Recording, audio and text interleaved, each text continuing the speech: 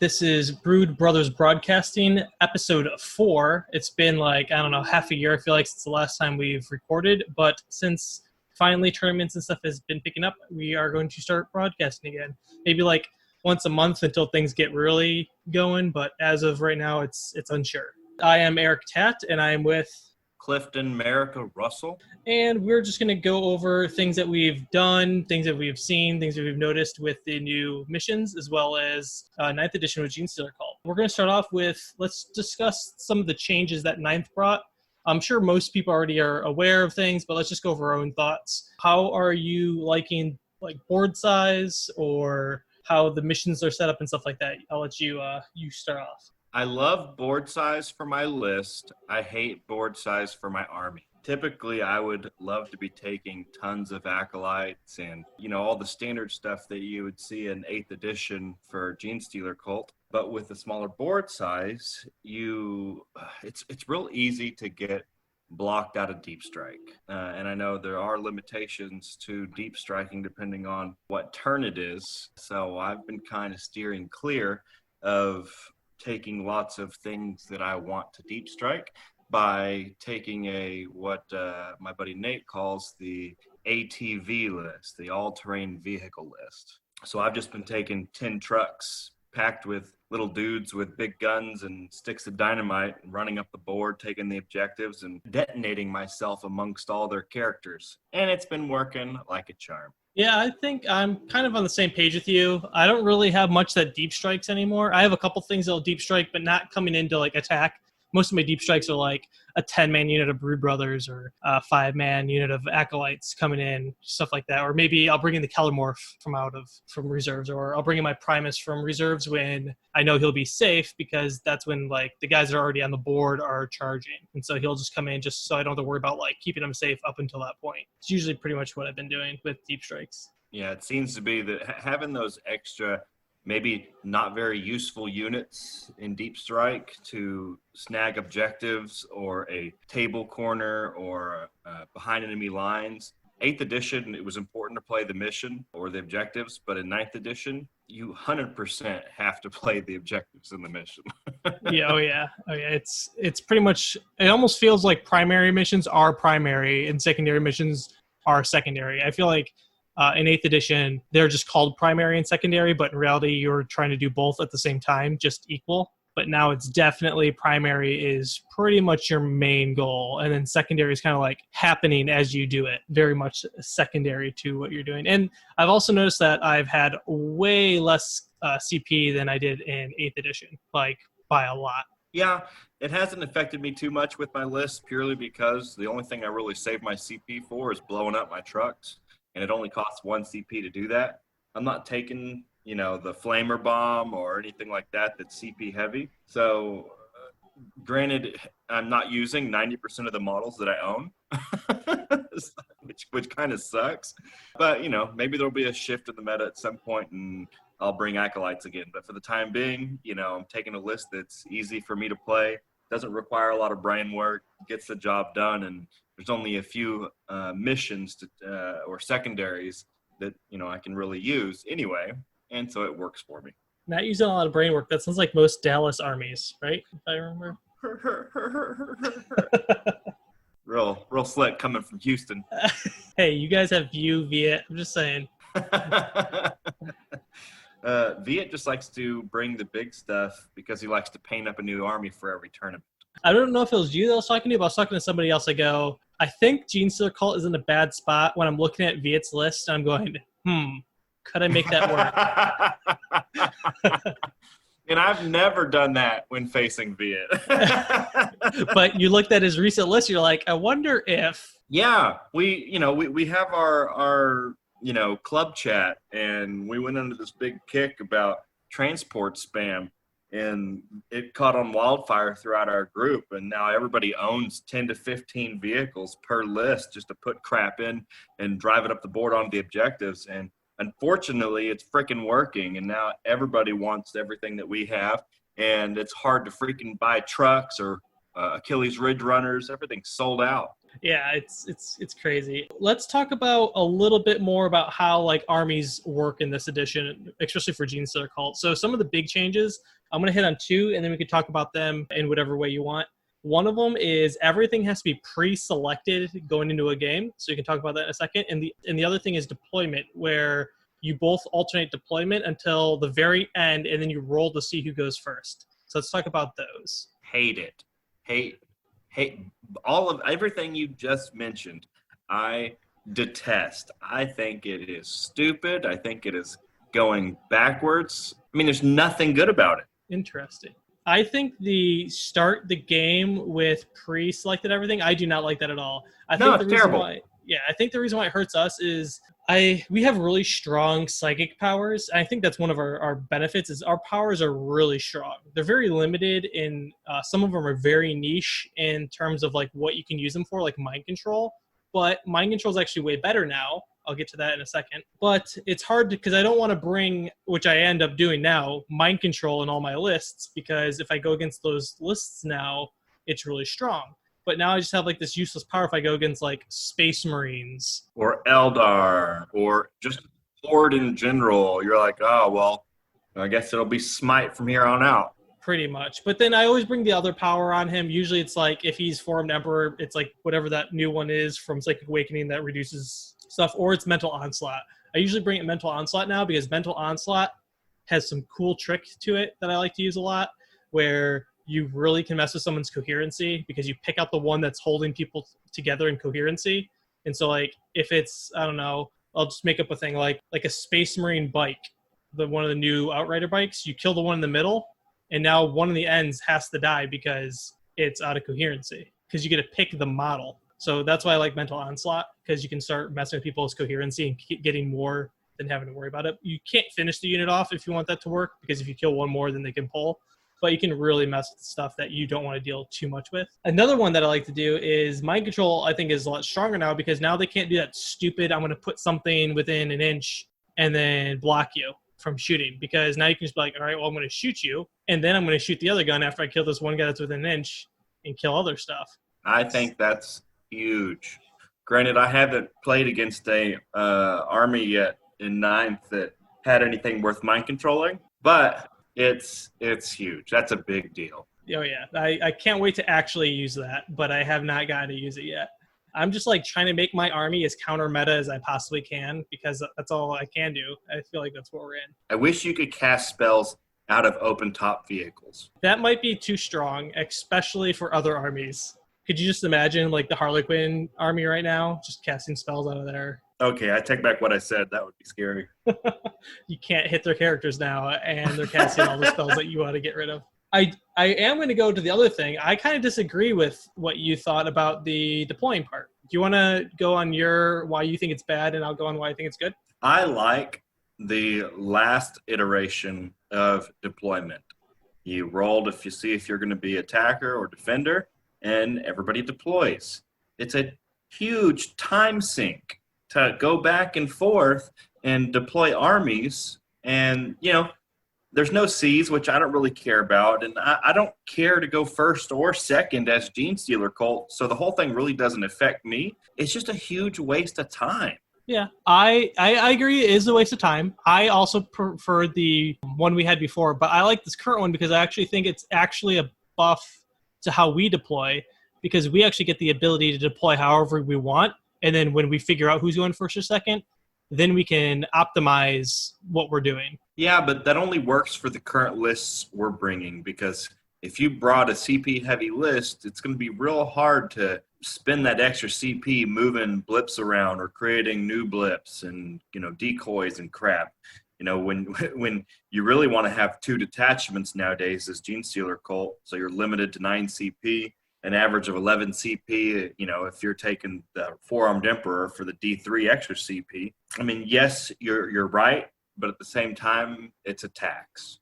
Yeah, I'm just always considering that tax in my lists whenever I make a list that worries about that, though. But at least it helps because now you can kind of put blips around.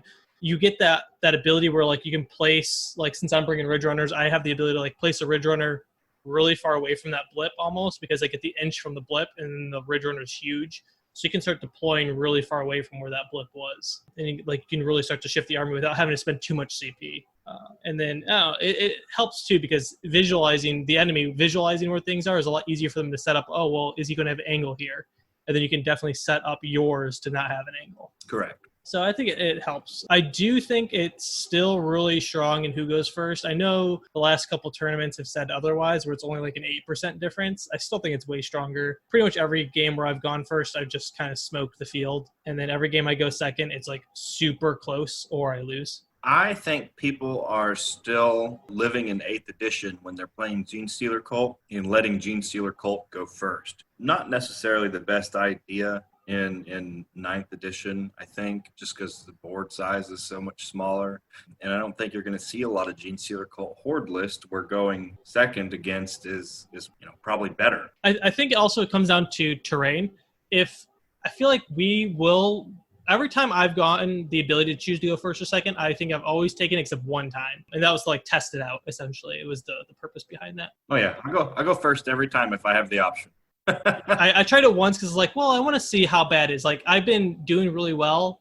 And then it was like this one game was like, I want to see how bad it is when I don't go first. Because it's always good, especially in practice games, to realize, in case it happens in a tournament, I want to know how I needed to deal with this. Like, what is going to happen to me? Then you were like, I've made a mistake. Yeah, right. And I feel like if there's enough terrain, I actually would always want to go second still. Because I've been doing a lot of math on, like, things that are meta. And at most, like, they kill 2 Ridge Runners. Like, if I have, like, average amounts of places to hide. And if I have really good amounts of places to hide, they're pretty much not going to kill anything. And then they're on the objectives. And now I'm going to get the ability to move and get the beta strike on them. The downfall is I have to worry about the reserves. But, I mean, if I'm going second, I can usually move and advance my guys out to the corners pretty fast. And then they won't have the ability to deep strike or come in from outflank close. True. I feel like half the meta is salamanders right now.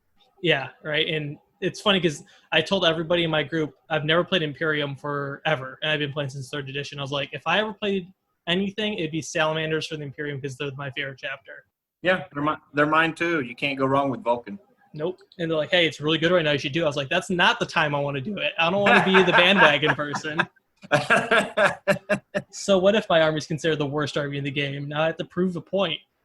Even NIDS are winning right now. NIDS are doing pretty good with that zone throat spam, which I brought, I don't know, like 2 years ago to the Houston GT, and I did pretty well with it. Same here. But so let's go on to the missions. Well, real quick, let's hop back. Not too long ago, you mentioned that people were still just now learning about the blip gimmick with trucks, which I thought was rather shocking because I thought that was fairly common knowledge now. So since we haven't touched on that in the entire time that we've had this podcast, now's probably a good time so that our other fellow cultists can take advantage of an extra 5-6 inches. Sure. Do you want to explain it, or would you like me to explain it? You go ahead. Back when the Codex first came out, there was a way that when you have something in deployment, so you have something as a blip, when it says you deploy the first model, you have to deploy it within an inch of the blip.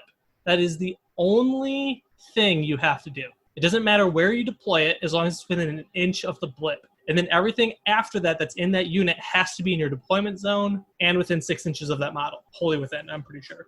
So no one really was taking vehicles because vehicles were not good for Gene Stealer Cult. So I never had to worry about it. I brought it up to my group multiple times about, like, would this be cheesy or not? Like, do you think if I did this at a tournament, and I told the TOs beforehand, do you think people would be like, dude, come on, you're like riding the edge. I was like, yeah, but at least I never have to worry about it because I'd never be bringing it. It did come into my idea later in the end of 8th because I wanted a really good Alpha Strike to get rid of the screens. And I was thinking about bringing a truck with just like 10 Gene Stealers in it, just to let them move and advance out of the truck to like get in range and just mow through stuff that's like scouted ahead.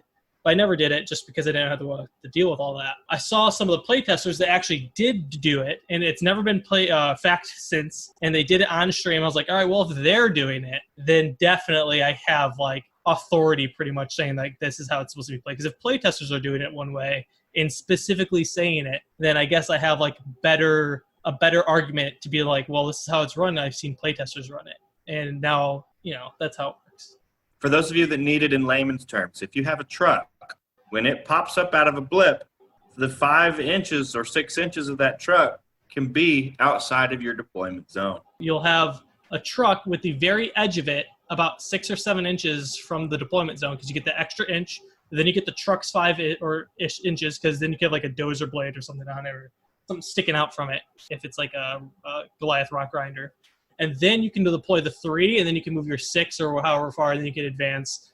And if you've got acolytes, you can spend the CP to give them auto charge after they advance, stuff like that, or they can charge after they advance. So you can get really far turn 1. The downfall with that is I don't really need to use it anymore because everyone comes to you now in 9th edition. You don't have to worry about going across the board anymore. They just come to the middle of the table. What I do use it for, since I run a bunch of Ridge Runners and the bases are giant, is I use it to like place the first base-ish kind of out of the deployment zone. And then I kind of put the other ones next to it just to give me a little bit of more breathing room because some of the deployment zones are so small, it's hard to fit 9 Ridge Runner bases inside with other stuff. Look at you crying about having 9 Ridge Runners. We'll get back to lists later. I guess we can move on to missions that we've been taking or seeing and stuff like that. Sure. So what missions have you been liking a lot? So I have been playing against clowns a bunch, Dark Angels, ironically. No heavy armor list. So, I mean, the lists I've been bringing, which are still pretty static, would be the 10 trucks, a bunch of guys with big guns, and a decent amount of character elimination. So in my list, or for the missions, taking, being 3 to 4 corners, that's pretty standard. Taking Assassinate, because we're really good at that. And the third one is either going to be the secondary mission, in the mission, and we can go over those in a minute. The third one really always gives me a hard time, and it's typically dependent upon what I'm going up against. I've been liking the secondaries a little bit. It's really weird to like wrap your head around the secondaries in 9th compared to coming from 8th, because in 8th you're like, what can I max the easiest? And usually you had like 4 or 5 options that you could max, but you're like, which one's the easiest? And now in 9th edition, you're like, the secondaries, which ones can I get more than like 7 points on? It's pretty much how you go. And a lot of people are saying, and I've been kind of taking this into heart too, go for 8 to 12. If you can get 8 to 12, almost guaranteed, it's a good secondary. If you can get more than 12, but you can get 8 to 12, that's like the best secondary to take, because you want to get about 10, and then if you can get more, possibly, if you do really well, that's the best. But you shouldn't be going for something where it's like, I'm going to get 0 or 15, and then that's pretty much it. Or I'm going to get like 5, which kind of takes away some of these. Like some of these are kind of weird that I don't think I'd ever take. But some that I've been taking is pretty much what you said, engage in all fronts, which is recon. We do that one pretty well. And then grind them down against certain armies sometimes. Same with thin the ranks. It depends because those two are very specific. Since my army is very elite compared to before, I don't lose that many units per turn. And if I do, then I'm in trouble. So it's kind of one of those, if I'm already not getting it. Another one is that I think is actually kind of sleeper for our army is while we stand, we fight. And the reason why is because our characters usually shouldn't be dying, and usually they're the most expensive things in our army, or tied. So that one's pretty good because you can easily pick 3 things out that you're going to hide the whole game, especially now that they're expensive. Like the Patriarch's pretty expensive. You can get some of the other ones up there that are pretty expensive, the Jackal and all that. You just have to worry about your transport. It's pretty much not overtaking them, especially if you run like 2 Patriarchs, like you run double battalion, take 2 Patriarchs. That's like easy to while we semi fights because they're just going to be chilling. Yeah, I mean, the problem with that is I blow up so many trucks, I end up killing a lot of my characters, so that's not good for me. Why are you killing your characters? You gotta, weigh out the pros and cons. Yeah, I guess if you're blowing everything up, it wouldn't be good for you, but I don't go around blowing up all my vehicles. Then you're not playing the game right. Titan Hunter obviously is only specific if you're fighting Titans. Bring It Down is very specific too to like what army you're playing. I don't take Assassinate just because most armies don't take many characters anymore. So even if there's like enough to get max on it, if I have to kill every character in their army to get max, it's usually probably not worth it in my opinion. Just because it's so hard to get there, even with the easier way to kill characters. But I don't want to risk like having to kill 5 characters to get 15 points. If I know I can kill like 2 or 3 characters, then maybe. If I know like 3 characters are going to be coming to me, then I can get 9 and then maybe the extra points. Cut off their head, I don't think I'll ever take. Raise the banners, I was taking early, but now I don't. And then another one that a lot of people are taking, obviously for obvious reasons, is deploy scramblers. That one's really easy for Gene Stealer Cult. I literally have like 2 units of my army dedicated to just going and dying in the back lines if they need to do deploy scramblers. Just so I never have to worry about it again. It's just like I take 2 5-man acolyte units. One of them's going to make it, and then they're going to deploy scramblers, and then they're dead. And I don't have to worry about it no more. So Yeah, that's fair. and then pretty much none of the psychic ones I don't think I'll ever take. No, because our spells are too good to be wasting on not using them. Yeah, especially because they're also all hard to get. Yeah, with only running 2 psychers. One of my lists I had 3 psychers in it, and I was thinking about it, but I pretty much just run 2 psychers now, and there's no way. I need to use all the spells possible. But that's pretty much it. I don't almost ever take the mission secondaries, but you said you liked them. So if you want to talk about... Where's the one I just did recent? Yeah, I just did a forward push. Have you seen that one? Page 26? Or battle lines, vital ground. Yeah, so at the end of each of your command phases, you score 3 victory points if you control the objective marker in your opponent's deployment zone, and score 2 victory points for each objective marker that you control that is not in either player's deployment zone. That's what it was, not the other one. So it's basically the same. Yeah, a lot of them are very similar. So you like those, huh? I don't try to pick anything that requires me to sit on it. Well, this one doesn't require you to sacrifice an action. You just have to start on it on your command phase. And since I plan on being in the middle of the board anyway, that's 4 points a turn by being on those 2 objectives. Have you had trouble staying on objectives, though? I think that's Gene Stealer Cult's biggest weakness in this edition. No, because you know what people are terrified of? 6-inch explosions that are automatic. Come at me, bro. I usually, because especially with how the primaries go, I usually spend most of the game just denying them getting primaries and trying to get it so that they have to deny me primaries. And so usually the primaries in most of our games are really low, unless it's like a 6 objective mission where it's like you only need 1 or 2 to score 5 points each. But usually it's like if they were playing like this 4-1 from battle lines, it would be a really, really low primary mission score for me. But that's how I've been going around. I've been going around like trying to deny them rather than me score is how I've been playing. And then just try to beat them on the secondaries. As long as you have more points. Yeah, because I think that's the hardest thing for Gene Stealer Cult to do is to stay on an objective. Just because we're meant to come out, murder stuff, and then die. And we're really good at trading, usually. Any other success in any of these missions with the secondaries, or is that? That's really been the only one that I've done. Okay. But again, I have very limited playtesting with varied armies. It's been Eldar, Clowns, and Dark Angels, so no heavy armor. So yeah, I mean, I know there's one in here. I don't know what it is. It's like the easiest secondary for a mission ever. It's like easier than some of the main secondaries. It's pretty easy, but some of these are actually pretty hard because a lot of them are like either do an action or be there at the beginning or at the end of your command phase. And so it's pretty hard. I do like it that almost all are 5 or 6 objectives. Like there's very few that are not. And so that's really good for us because we like to be everywhere. Exactly. So I think that's a buff to us. Everything's like 5 or 6. I think there's only that one, which is a 4. Oh, no, that's a 5, 6, 5, 5. Yeah, so there's only 1 4 in the entire book that I'm seeing as I flip through them quickly. Having them all 5 and 6 is really good for us. So at least we have that too. So I guess let's go through like our armies, what we've been playing and how we've been going against. So you've been talking a little bit about what you've played and what you've been running. So why don't you go over like not the specific of your list, but like the general idea of like your list and like the tweaks you've been doing each game. Like y'all been hearing me rant, I run 10 Goliath trucks with 9 demolition charges, and I do have 9 trucks with people in them because you have to have a demolition charge or a cache of demolition charges in a vehicle in order to auto-explode it. Okay, don't forget that. You also have to have somebody in the truck to throw sticks of dynamite. So 6 of my trucks have permanent residences, which is 10-man acolyte units with seismic cannons, which are great. I definitely prefer the number of shots versus the strength of the shots. I'm running a custom Colt for that detachment, so everybody ignores the movement penalties for heavy weapons, and they get to re-roll all hits. Since if I'm within 12 inches, I'm rolling 6 strength, Is it strength 7, right? When you're within 12, Yeah. strength 6. Strength 6, AP 1, 2 damage. And, the trucks, they all have the twin autocannons. So those are strength 7 at 48 inches, AP 1, 2 damage. So it's a lot of shots. Combine that with Jackal Alpha, and you're hitting pretty consistently, and people feel the pain. What's in the other trucks? The other trucks, usually hiding a character or two. I'll put a Magus in one of the trucks, drive him up there with him. I keep a Magus and Deep Strike just in case. Keep both.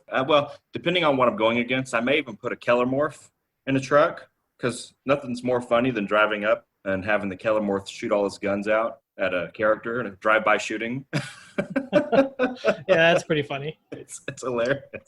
Or even even the Sanctus with a sniper rifle. He can shoot out of the vehicle as well. Now, what does suck is the Jackal Alpha's aura does not apply to models embarked in vehicles. Yeah, it's unfortunate. Yep. It's funny because the truck can give the people inside negative modifiers, but you can't have the truck give them positive modifiers. Yeah, what the hell?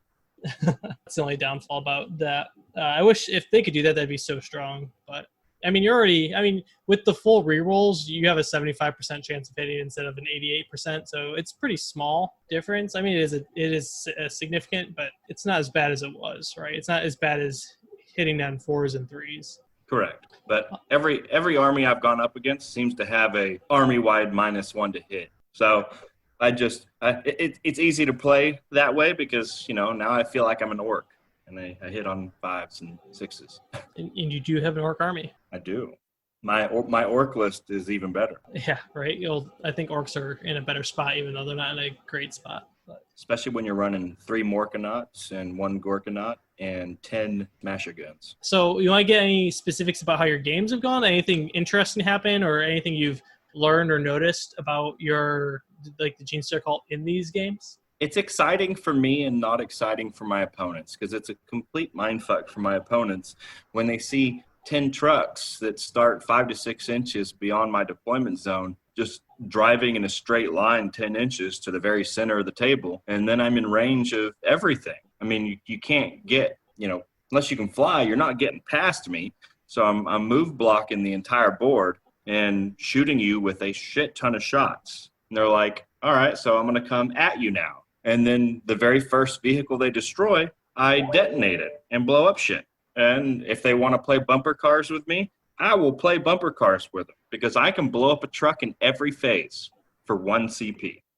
Anything that you're nervous about fighting, or other than Space Marines, I assume Salamanders would probably just not care because they're just going to blow up everything with. Salamanders are horrible. I hate them. And the fact that they just ignore AP1 just completely nullifies my entire army. So we won't go into that. I'm sure there are other heavy armor lists that would scare me. In that case, I am thankful I have the 2 Maguses, both with mind control and mental onslaught in case one of them screws up and dies.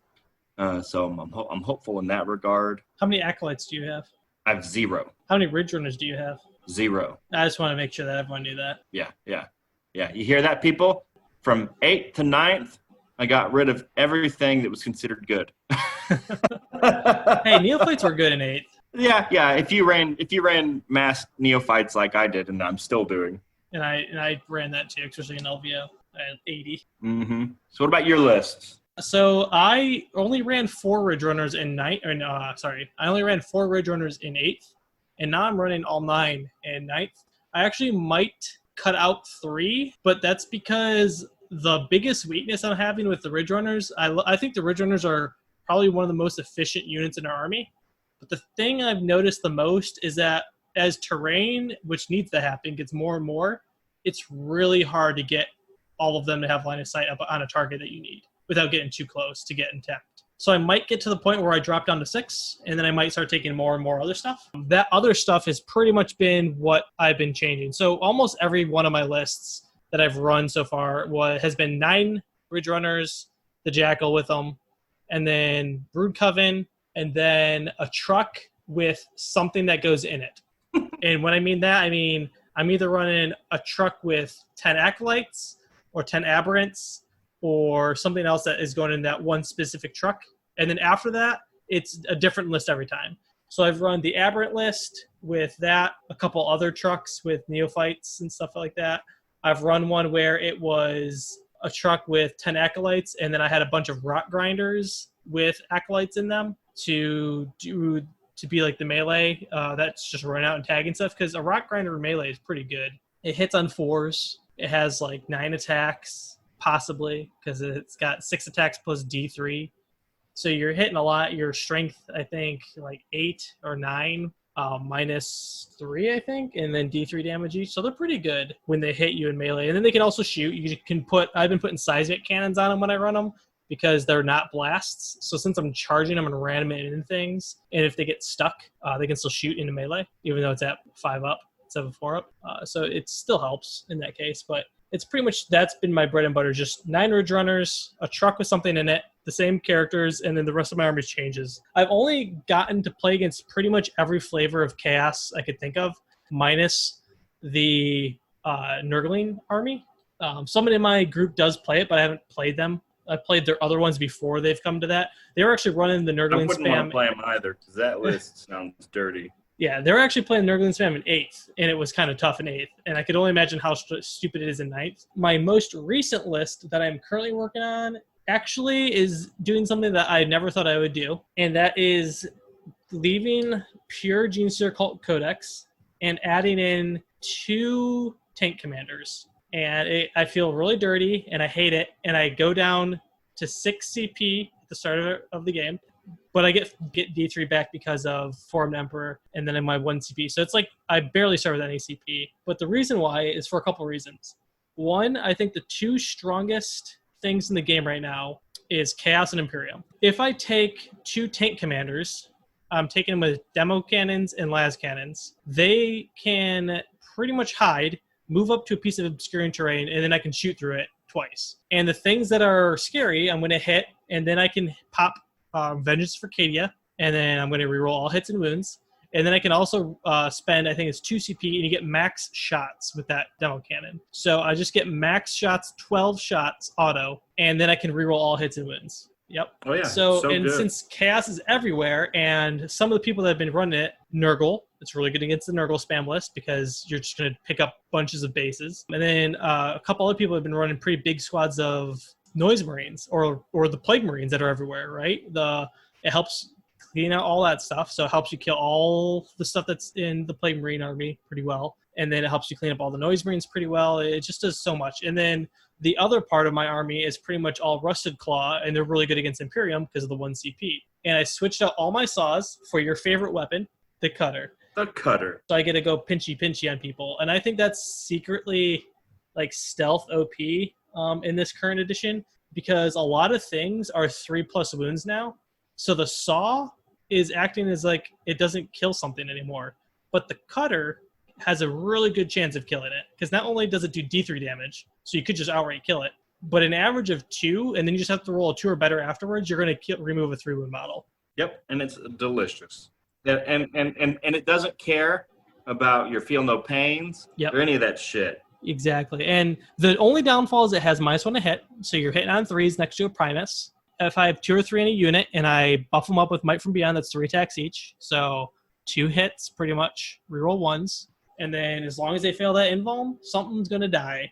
I was thinking about some like sneaky evil things that you can do with that, like that stupid Salamander Captain that's like impossible to kill. Like you could just pick him up in 1 hit if you just get like slightly lucky, because he just has like -1 to wound, all this toughness, all this stuff. You just do like a damage or 2 and you just roll like a 5 or a 6, pick him up. It's pretty good. And with a lot of people putting a lot of stuff together in certain areas, you can kind of hit them all.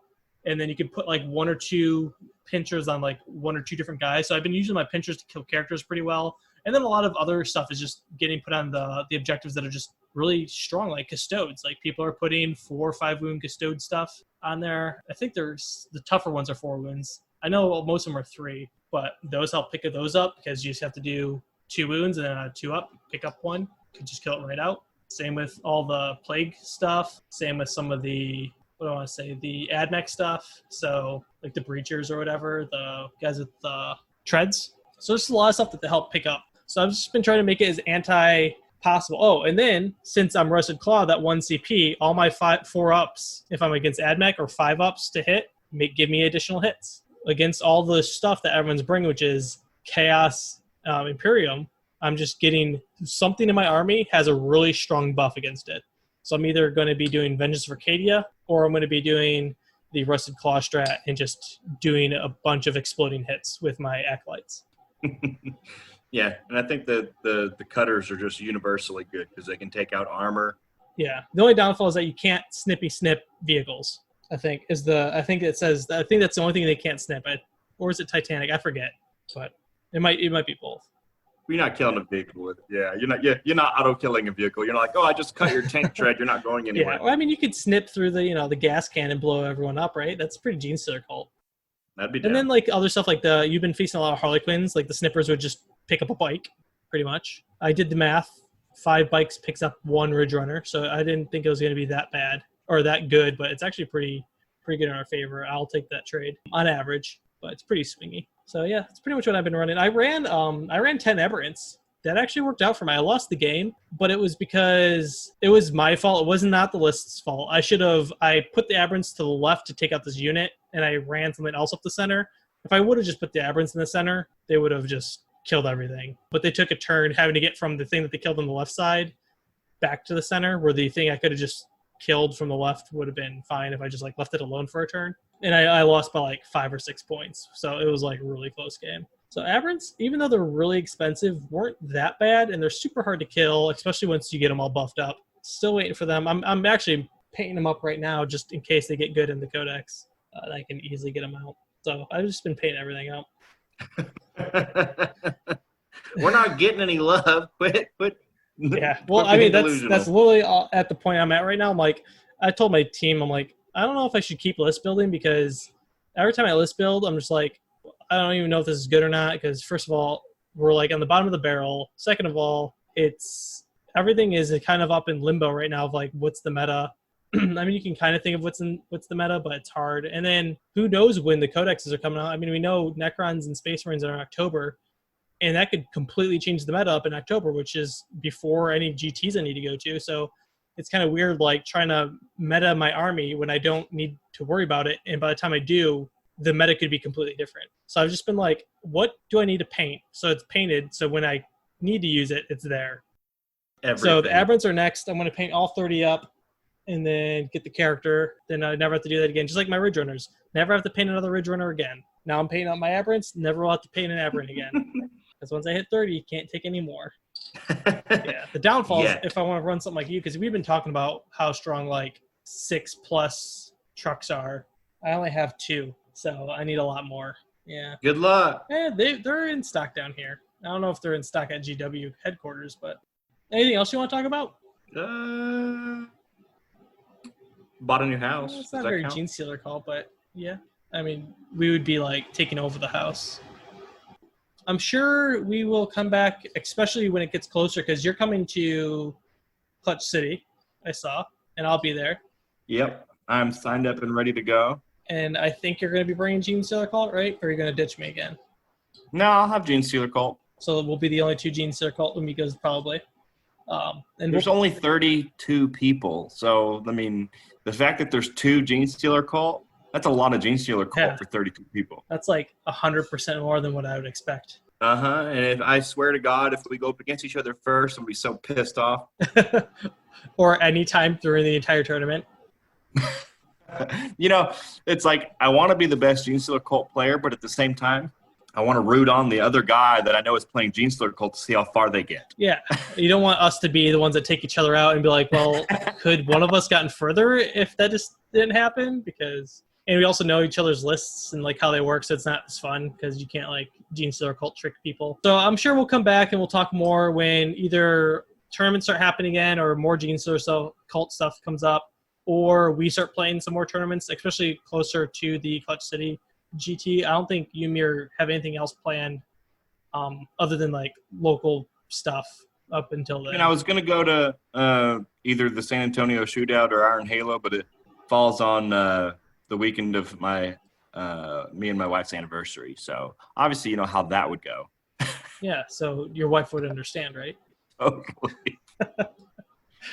Yeah, I was thinking about going up. I just don't want to leave, especially I've just gotten so lazy over COVID. Like I don't want to ever travel anywhere ever again. So but I have my LVO ticket, so I will be going Hey, I do there too. unless they cancel that. I have mine as well. So hopefully we'll have another episode maybe next month or when we get close to something else that's going on. Yeah, I wonder if we'll be the only two Gene Stealer Cult players at LBO. I'm sure there'll be like 2 or 3 others. I mean, if you look at the rankings, if I just win one RTT, I'm first place. And I've only played I've only played one game. That's good. It's really bad if I just played 2 games or 2 tournaments, I just am first place. That's so sad. Yeah. But I mean, that doesn't have to do with the army. That has to do with literally no one has played. So it's also really easy to get up there. True. I'm sure more people will pop out later. All right. Well, if that's it, I guess we are done here. As always, it's a pleasure and fun chatting about this disaster of a faction. Yeah. And with that, we'll see you guys later. Later, buddy.